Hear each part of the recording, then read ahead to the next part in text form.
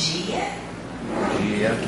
Peço desculpa pela voz, mas sexta-feira estava completamente afônica e hoje podemos estar aqui agradecidos, como ela disse, por essa manhã maravilhosa, por chegarmos ao último mês do ano. Quantas bênçãos nesse ano, quantos obstáculos nós ultrapassamos e aqui nós nos encontramos renovados sempre pela fé, principalmente essa nossa fé espírita. E nessa manhã nós vamos falar sobre Paulo de Tarso, o evangelizador escolhido, da obra Paulo e Estevão. Quem não leu, leia. Pelas mãos abençoadas de Francisco Cândido Xavier, Emmanuel nos manda essa obra que a todos nos emociona. Dificilmente lemos Paulo e Estevão sem ir às lágrimas.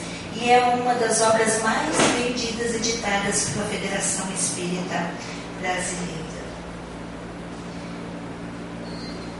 Ela nos traz episódios históricos do cristianismo primitivo.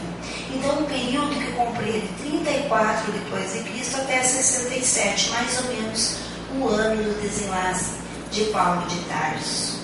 Essa obra, ela segue rigorosamente a cronologia do livro bíblico Atos dos Apóstolos. Nos traz revelações históricas inéditas.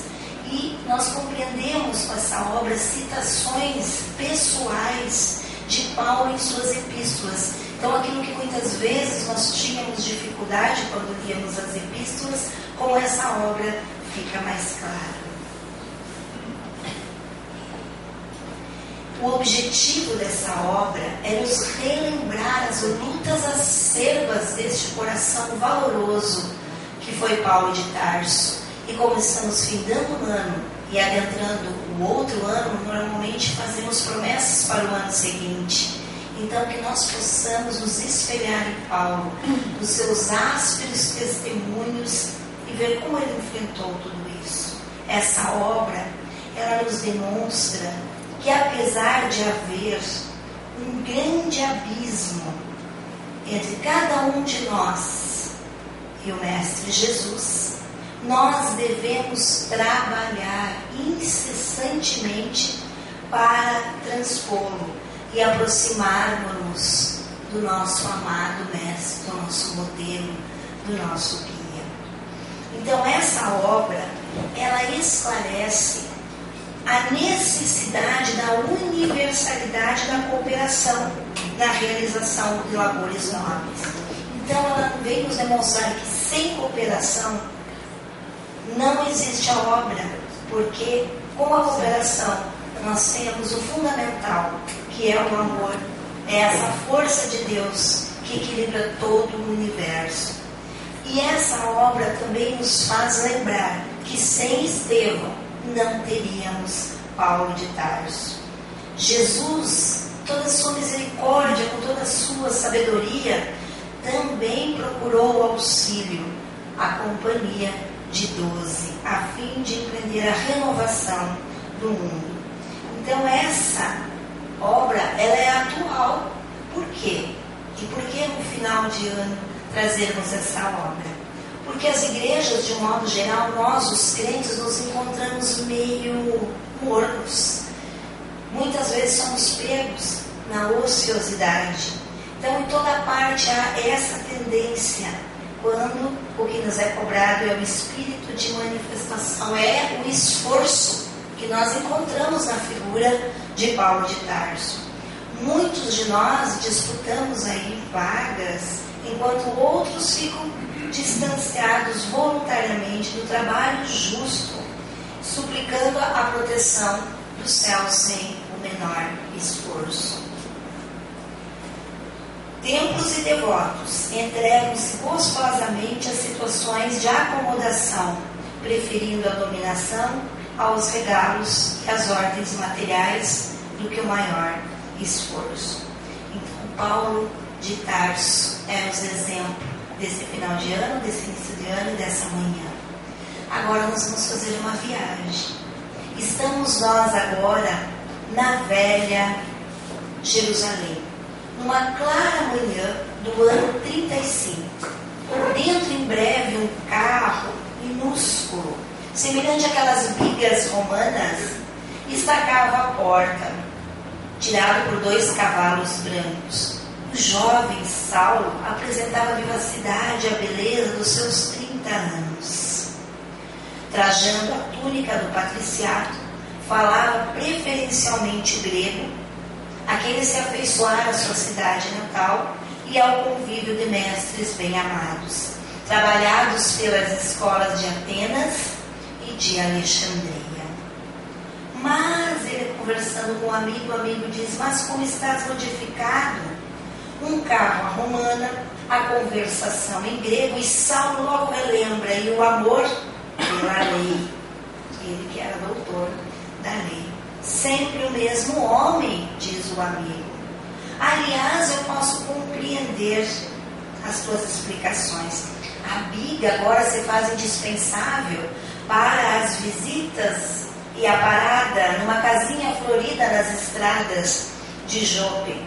E a conversação grega é necessária aos colóquios com a legítima descendente de Zacar, nascida entre as flores e mármores de Corinto. O amigo falava a Saulo de sua noiva, Abigail. Abigail, noiva de Saulo de Tarso, rapidamente para que a gente se encontre na história, para quem não leu o livro, lá na cidade de Corinto, na Grécia, havia então uma família composta do pai e seus 2 filhos, o filho Gesiel e Abigail, noiva de Saulo. Estamos no ano 34, um ano após a morte de Jesus. Os romanos estavam dominando a Grécia. Então, nesse ano, cruéis perseguições se fizeram principalmente aos israelitas, dos quais tiravam as propriedades e muitas vezes a vida. E nessa perseguição, os 3 são presos: Abigail, noiva de Saulo, seu irmão Gesiel e o pai. E lá realmente o pai, na prisão, acaba morrendo, e apenas Abigail foi solta porque Gesiel fora feito escravo. E como escravo entra nas galeras, nas embarcações, mas ele já se destacava pela serenidade como ele enfrentava aquilo. Ele se destacava pela sua postura, pela sua conduta. Até que um dia, um ilustre em fazer parte ali daquela frota, Sérgio Paulo, mas só que ele, tratado diferentemente dos demais, de repente ele está com uma febre contagiosa, uma febre alta, e ninguém quer ir atendê-lo. Então destacam quem é o mais educado, justamente o escravo Gesiel atende Sérgio Paulo. Só que com o tempo ele melhorou e Gesiel acabou contraindo essa febre. Então o que acontece? Manda que jogue no mar. Mas Sérgio Paulo, grato, diz não. Faça com que ele seja jogado aí às beiras para que ele possa no porto sobreviver. E assim se deu. Para a gente entender o contexto. Um homem do caminho há de acolher com o coração dedicado aos que sofrem. Então, naquela época, as primeiras organizações serviam para recolher os sofredores. Então, os apóstolos, já empreendidos em atender os necessitados, e ele realmente é recolhido. E numa das conversas com Simão Pedro, Simão pergunta: mas não sabes que o Messias já veio, Gesiel? Que dizes? Ele quase caiu de onde ele estava sentado. Nunca ouvistes falar em Jesus de Nazaré? E ele diz depois para Simão Pedro: revelaste-me a luz do mundo, perdoai se eu me revelo os meus sofrimentos que devem ser justos. Tendes no coração as qualidades do Salvador, e a vez de inspirar a minha pobre vida. Então realmente ele é curado ali na casa do caminho. E Simão Pedro diz para ele: serás para mim doravante como um filho. E já que precisarei reformar-te em Cristo, preciso que tenhas um novo nome. Então ele fica assustado: que nome será que eu terei agora? Então Simão Pedro diz: para que não te esqueças da caia onde o Senhor te designou buscar para o ministério divino, eu te batizarei no credo novo com o nome grego Estevão. Então surge aí Estevão. Gesiel passa a se chamar Estevão. Nesse interim, Paulo, que era o doutor Saulo, estava conversando com seu amigo Sadoc. É preciso, aí os homens do caminho, não esquecer que Roma é poderosa e que Atenas é sábia, tornando-se indispensável acordar a eterna hegemonia de Jerusalém como tabernáculo do Deus único. Precisamos dobrar os joelhos de gregos e romanos ante a lei de Moisés. Então, ele pergunta, Sadoc, para o doutor Saulo, o doutor Adão, já ouviste falar dos homens do caminho? E então ele passa a narrar que um homem chamado Estevão agora operava curas e que havia dado a vista a um cego. E o doutor Saulo fica irado, todavia não foi um carpinteiro galileu obscuro, sem cultura, que originou a tal seita, tal movimento? Porventura terá produzido outra coisa na Galileia, além de legumes e de peixes? E ao finalizar a conversa ele diz: não me conformo em ver os nossos princípios aviltados e proponho-me a cooperar ativamente para que isso cesse. Repressão, as atividades. Sem dúvida. Prontifico-me também a executar todas as providências que o caso agora requer. E nesse interim ele vai visitar a noiva, Saulo, e ao chegar próximo de Abigail, com aquela sensibilidade, ele percebe que ela está triste. Que tens hoje, minha amada? Estás com os olhos úmidos, e ela relata que sente muita saudade do irmão, não sabe nem onde ele está e se ele ainda está vivo. Gesiel, ela estava com saudade de Gesiel e pede ao noivo: se Gesiel ainda estiver preso, promete-me teu auxílio a seu favor. Minhas esperanças agora repousam sobre ti unicamente. E ele diz: farei tudo por ele. Não chores, compreendo que ele deve ser uma pessoa muito boa, parece até um santo da maneira como você se expressa, mas caso ele ainda esteja vivo, farei tudo por ele.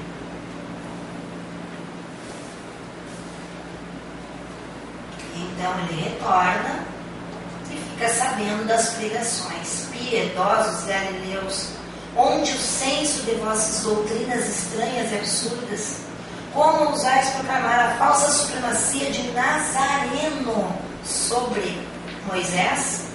Na própria Jerusalém, onde se decidem os destinos das tribos de Israel, invencível, quem era esse Cristo? Não foi um simples carpinteiro? E ele fica irado, sempre o Cristo. Saulo carrancudo diz: saberei me vingar da lei de Moisés. Então Neemias comparece até o Sinédrio e fala que Estevão, agora vem com a condenação, era como se fosse um feiticeiro, um mestre de preceitos subversivos. O acusado ante o Sinédrio confirma por sua palavra a denúncia de que foi objeto, acaba de confessar de público que é blasfemo, caluniador e feiticeiro. Analisando a peça condenatória, considera os graves insultos e, como juiz, rogo que seja apedrejado. Sai a sentença de Estevão. Para mim, comigo mesmo, diz Saulo, estou muito satisfeito. Considero o apedrejamento esperado dos feitos de maior importância para o meu futuro da minha carreira. E assim se dá. Estevão é levado ao apedrejamento. Nesse instante, o doutor Saulo ouve uma súplica. Era Abigail. Saulo, é meu irmão, é Gesiel. Querido, conceda-me um minuto para falar com o moribundo. Gesiel, exclama agora Abigail, já chorando, Parece que o suplício te durou desde a hora que nos separamos. Estou bem, disse ele. Tentava afagar seus cabelos como fazia outrora, mas a sua mão estava quebrada E ele diz: não chores, eu estou com o Cristo. Mas quem é o Cristo? Pergunta ela. E por que te chamam agora de Estevão? Como que te modificaram assim? Eu sei que eu vou morrer, mas a alma é imortal. E onde eu estiver, estarei próximo de ti. Então aí temos a inspiração, né? O desenlace do primeiro mártir. Quer dizer que preciso encontrar Ananias, agora Saulo, irado, a fim de castigá-lo devidamente. Em dado instante, no entanto, antes disso, para a gente compreender lá na frente, Abigail logo depois, é claro que com isso o noivado se desfaz, e quando meses depois ele visita a noiva já estava com problemas no pulmão e realmente ela desencarna muito cedo, muito jovem. Mas Saulo não desiste e ele diz então que ele precisa encontrar Ananias a fim de castigá-lo. E em dado instante, então, quando ele se dirige a Damasco, com aqueles angustiosos pensamentos, cogitações, ele se sente de repente envolvido por luzes diferentes, luzes de tonalidade solar. E ele tem a impressão que o ar se fende como uma cortina, sob uma pressão poderosa. Intimamente ele acha que ele está tendo uma vertigem, mas ele pressente que algo doloroso vai acontecer. Ele quer se voltar, ele quer pedir socorro para aqueles que o acompanhavam, mas ele não consegue. Então ele chama Jacó, Demétrio, socorram-me. Mas ante a confusão dos sentidos, ele perde o equilíbrio e ele tomba. Literalmente ele cai do animal. Até hoje nós falamos, quando a gente fala uma coisa errada, ou alguém realmente caiu do cavalo. Foi o que aconteceu com ele, ele tombou. Ele tomba, no entanto, nesse instante, a visão parece dilatar-se ao infinito, porque uma outra luz banha os olhos agora deslumbrados, e no caminho parece que a atmosfera se rasgou, que abriu uma cortina e ele vê surgir a figura de um homem de majestosa beleza. Era como se fosse assim, que descesse do céu ao seu encontro uma túnica feita com pontos luminosos. Os cabelos tocavam nos ombros a Nazarena. Os olhos desse ser eram magnéticos, emanados de uma simpatia, de um amor, iluminando a fisionomia, que naquele instante estava grave, mas ao mesmo tempo terna, onde pairava uma divina tristeza. E então ele pergunta: Saulo, Saulo, por que me persegues? Quem sois vós, Senhor? Eu sou Jesus. E naquele instante é o instante da sua transformação, porque a partir daquele momento ele faz a pergunta e realmente segue as orientações: Senhor, o que queres que eu faça? E vem a orientação: levanta-te, Saulo, entra na cidade e lá será dito como fazer. E então vem ali os que acompanhavam a caravana, Jacó, Demétrio, e perguntam: o que houve? Estamos aflitos, o que aconteceu? E ele diz: estou cego. E então ele diz: eu vi Jesus de Nazaré e estou modificado. E a partir daquele momento ele já fala: se quiserem me seguir, me seguem, porque de hoje em diante eu sou escravo do Senhor, não pertenço a mim mesmo. Eles não quiseram segui-lo. Ele ouviu o trotear dos cavalos, mas não se importou.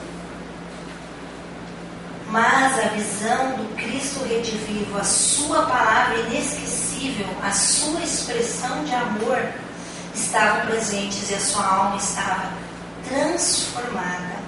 Jesus era agora para ele o Senhor inacessível à morte. Dar-lhe-ia novas ordens, secaria as chagas da sua vaidade, do orgulho que lhe corroíam o coração. Sobretudo ele sabia que agora ele lhe daria forças para reparar os erros, os dias de ilusão. Era indispensável então, nessa hora, não observar dificuldades. Nós ainda hoje temos essa mania, né? Primeiro percalço, não vou parar por aqui. Não esquecer os fins. E de repente ele escuta uma voz que diz: irmão Saulo, com doçura, o Senhor que te apareceu no caminho enviou-me a essa casa para que tornes a ver e recebas a iluminação. Vosso nome? Pergunta ele. Ananias. A resposta era uma revelação. A ovelha perseguida agora vinha buscar o lobo feroz, porque ele estava indo a Damasco justamente para matá-lo.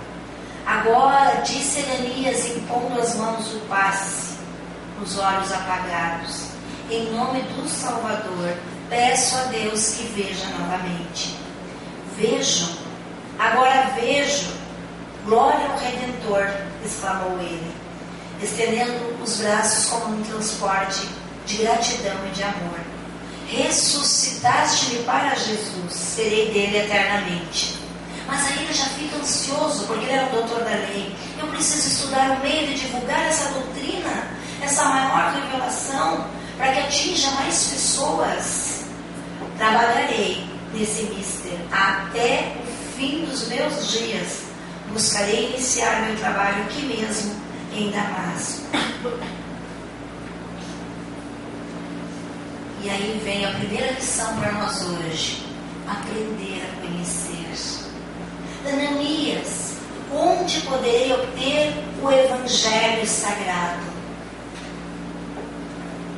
Saulo recebeu as anotações e debruçou-se imediatamente sobre os velhos rabiscos. E agora ele devorava aqueles ensinamentos com muito interesse. Ananias diz para Saulo: o Senhor conferiu-te a tarefa de semeador. Tens muito boa vontade, mas, como na casa espírita muito antiga, o que eu posso fazer? A boa vontade é o primeiro passo, o segundo é o estudo, que tem nessa casa e nas demais. Tens muita boa vontade, mas que faz um homem? Recebendo encargos dessa natureza, antes de tudo procura juntar as sementes no seu malheiro particular, para que o esforço seja profícuo. Além do mais, o que é que Deus reclama? O Deus reclama grande paz, mas também compreensão. Então, aprender a conhecer.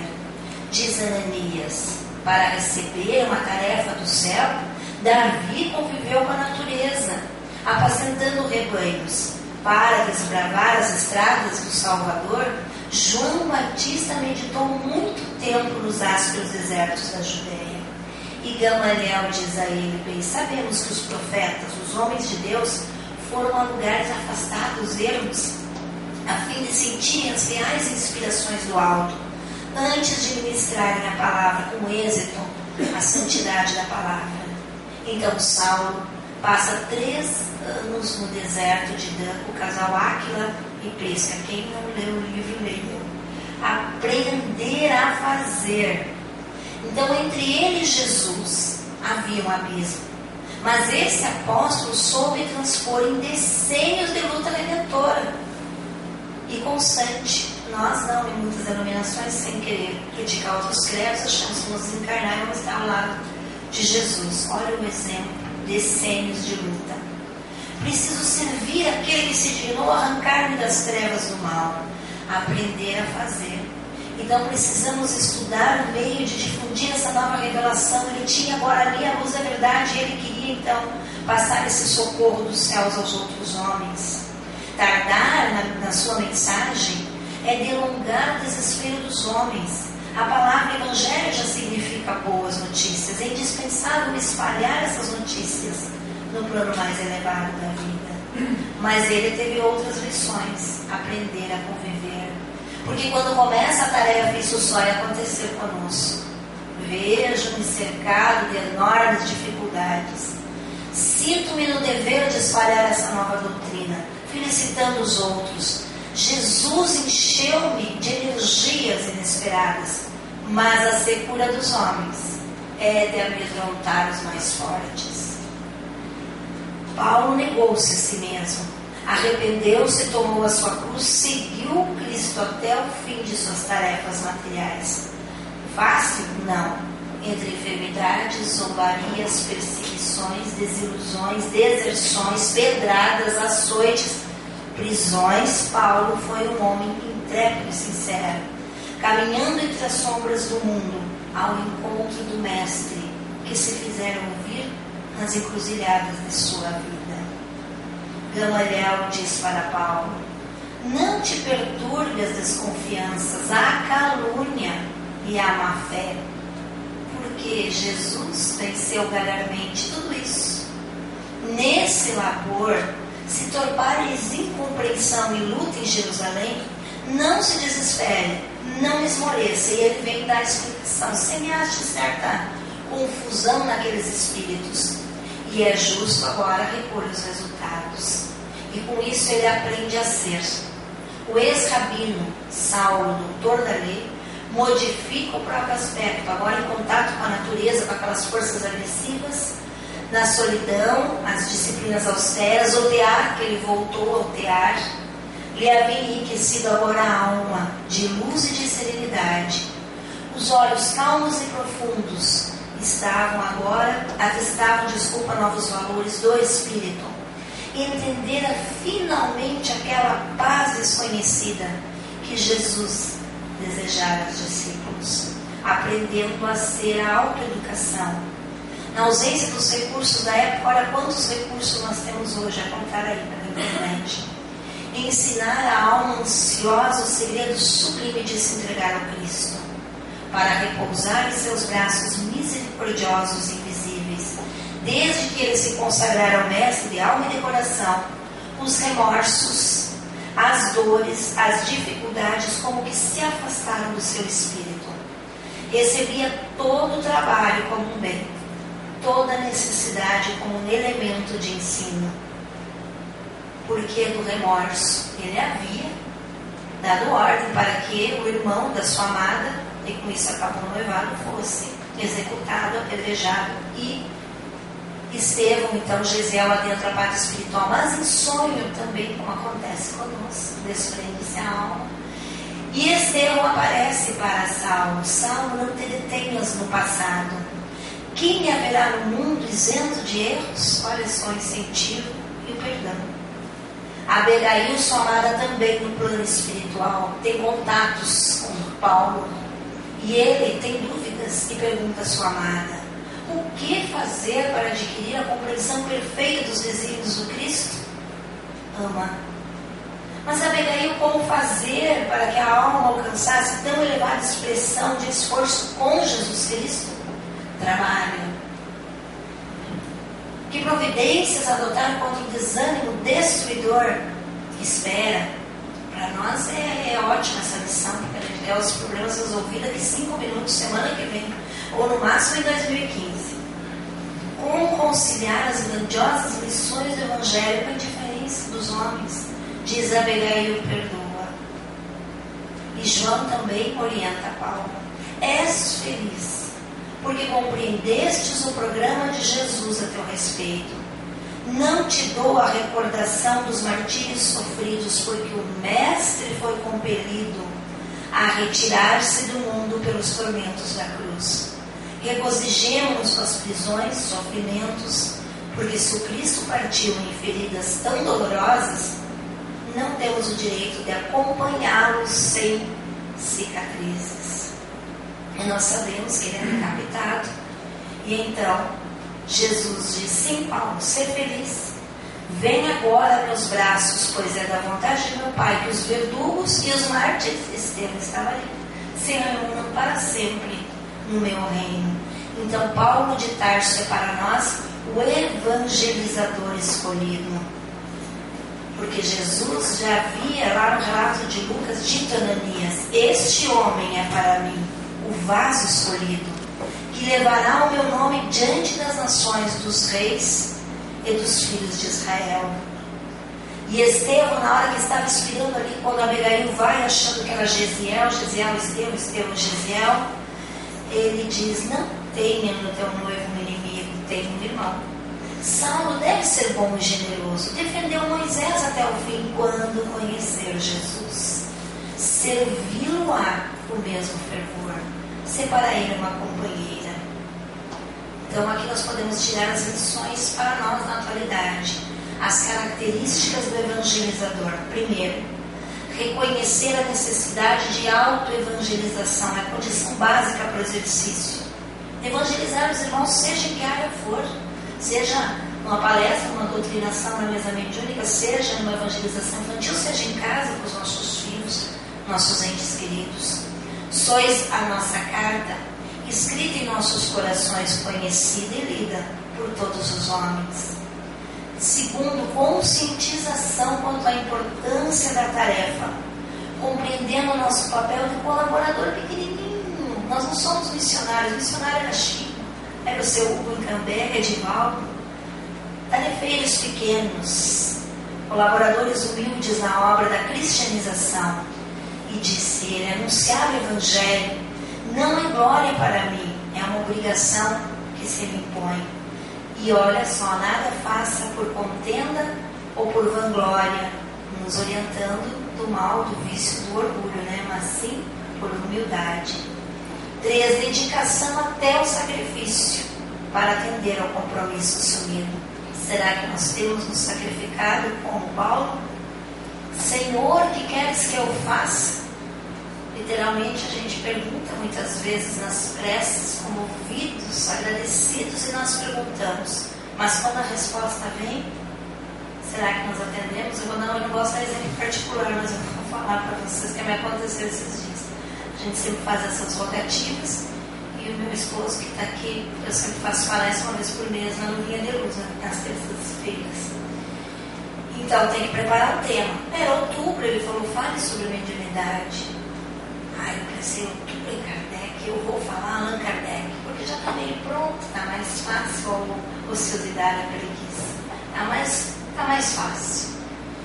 No mesmo dia, à tardinha, ou à noite antes da palestra, eu adormeci um pouco e veio um irmão nosso lá do Uberaba, você deve conhecer o Juninho, mas eu levei uma escovada, meus amigos. Ele falou assim: o tema de hoje era para ser mediunidade.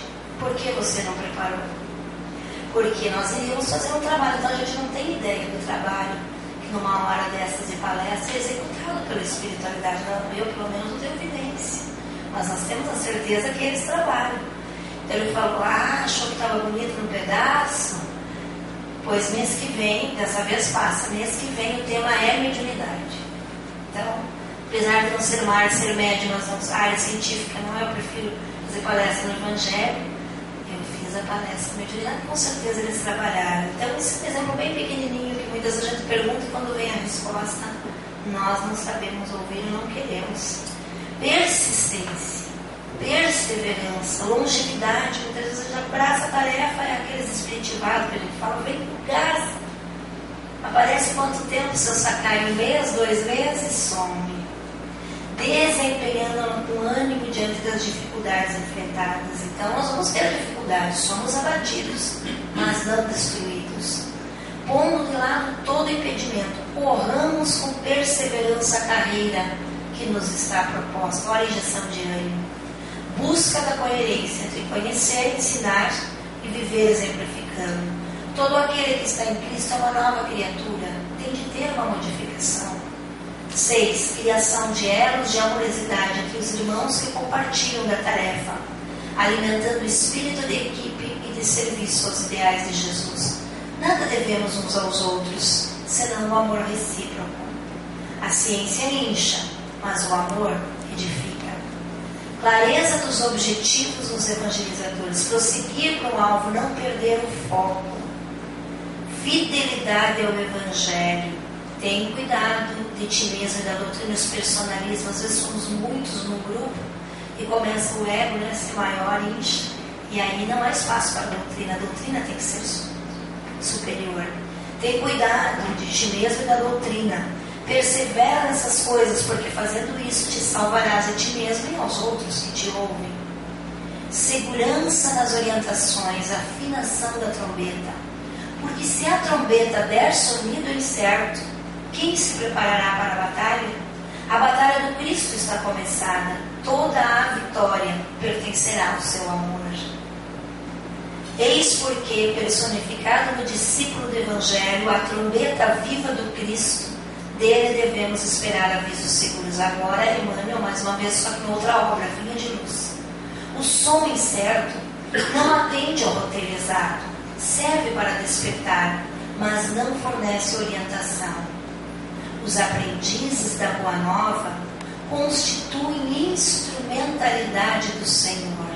Sabemos que coletivamente permanecem todos empenhados em servi-lo. Entretanto, ninguém ouvide a necessidade de afinar a trombeta dos sentimentos e dos pensamentos pelo diapasão do Divino Mestre, para que a interferência individual não se faça nota dissonante no sublime concerto do serviço redentor. Foco nas metas futuras, não nos prender nas dificuldades passadas. Irmãos, quanto a mim, não julgo que haja alcançado a perfeição, mas uma coisa faço, é que, esquecendo-me das coisas que ficaram para trás, conforme a orientação de Estevão para ele, avanço para as que se encontram diante de mim. A importância da vigilância e força nos propósitos. Vigiai e estáis firmes na fé. Portai-vos varonilmente, sede fortes. O exercício da esperança como proteção rumo ao alcance dos objetivos, tendo por capacete a esperança na salvação. Confiança nos resultados do trabalho. Portanto, meus amados irmãos, sede firmes e constantes, sempre abundantes na obra do Senhor, sabendo que o vosso trabalho não é vão. O reconhecimento da alegria da tarefa e o agradecimento pela oportunidade de podermos assumir tarefeiros do Evangelho. Regozijai-vos, alegrai-vos sempre. E as reflexões de Emmanuel. Os mais exigentes advertirão que Paulo recebeu um apelo direto, lógico, para ele foi fácil, Cristo apareceu para ele no caminho de Damasco. Mas todos nós, todos os homens, menos rudes, têm a convocação pessoal ao serviço do Cristo. As formas podem variar, mas a essência do apelo é sempre a mesma. O convite ao ministério chega às vezes de uma maneira sutil. É um aviso, é um amigo, é um sonho, é um canal de televisão, é uma palestra, é uma mensagem. Às vezes chega inesperadamente. A maioria, porém, resiste ao chamado generoso do Senhor. Gamaliel disse Paulo: se o mestre te chamou ao serviço, é porque confia na tua compreensão de servo fiel. E perguntaram ao espiritual: o que se poderia dizer ao evangelizador, aquele que dissemina a palavra, que apesar de todos os esforços que empreende, não consegue ver resultados no trabalho de evangelização com criança, moço, adulto? O que disse Áureo? Que recordem a parábola do semeador e jamais desanime. Alertou-nos o Divino Mestre que algumas sementes podem cair sobre pedras ou entre espinhos, mas sempre haverá as que se abrigarão em boa terra. Que, portanto, os semeadores não cessem de semear nem desanimem, lembrando-se, ademais, que o nosso trabalho é plantar, porque a germinação e o fruto pertencem, de fato, a Deus. E depois, e levai a palavra divina. Arme-se a vossa falange de decisão e coragem, mãos à obra. O paizinho de Cambé gostava dessa passagem, ele sempre dizia: o arado está pronto, a terra espera, arai. Então fica hoje essa mensagem: dirige-te a Damasco, procure uma casa espírita, procure um trabalhador, e lá te será dito o que tens que fazer. Nas quedas, nós escolhemos esse texto pela queda que ele teve. Almejas renovar-te e seguir caminhos gloriosos que a vida te oferece. Sentes em teu ser revigoradas esperanças que te inundam o coração e a mente, como água límpida que, escorrendo sobre a fonte, acalma-te nas agonias. Buscas o Mestre por reconhecer nele o caminho, a verdade e a vida, e desejas ardentemente ser um de seus discípulos, levando consolo aos perdidos pelas sendas da dificuldade. Porém, muitas vezes ainda te depara com um vazio inexplicável a rondar-te, e nas quedas o desânimo aparece para ti, qual inimigo íntimo a minar-te as forças. Somente as existências sucessivas e o trabalho ativo do bem podem renovar-te, através da constante busca da vitória sobre ti mesmo. Recorda o Mestre: não exige de tua parte perfeição absoluta, visto que a terra ainda não é morada de anjos.